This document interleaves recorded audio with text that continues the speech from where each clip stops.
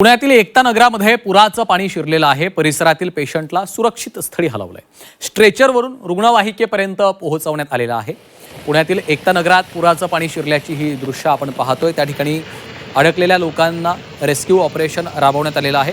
एका रुग्णाला सुरक्षितरित्या बाहेर काढण्यात आलेलं आहे आणि याचा आढावा घेतलेला आहे आमचे प्रतिनिधी चंद्रकांत फुंदे यांनी।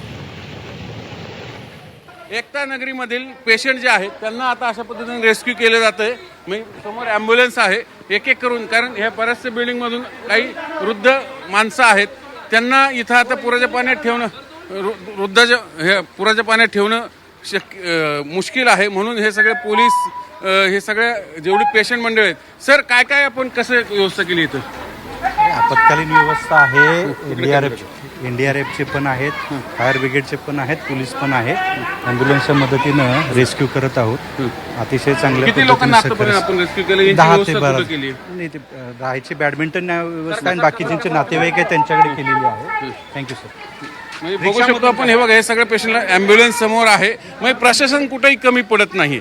तिकडे तर बोट लावून ठेवलेली, पण जे लोकांना वाटतं पाणी ओसरेल ते लोक अजून काही बाहेर पडत नाही। फक्त आता जे असे सिरियस पेशंट आहे त्यांना तात्काळ इथनं रेस्क्यू करून सुरक्षित स्थळी किंवा हॉस्पिटल किंवा जिथं त्यांना शक्य आहे नातेवाईक तिकडे त्यांना हलवलं जातं आहे। अशा पद्धतीनं हे इथलं एकता नगरीमधलं रेस्क्यू ऑपरेशन सुरू आहे।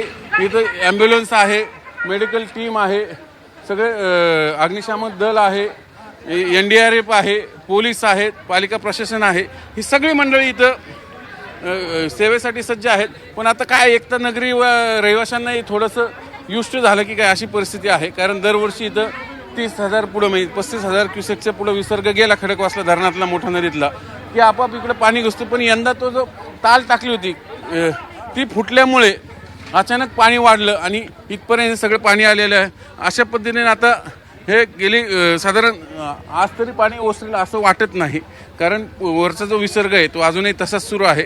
म्हणून हे सगळ्या जी पेशंट मंडळी आहेत त्यांना आता इथं अशा पद्धतीने सुरक्षित स्थळी ॲम्ब्युलन्स मधून इकडं हॉस्पिटलमध्ये किंवा त्यांचे नातेवाईक किंवा इतर काही व्यवस्था असेल तिथं हलवलं जातं आहे।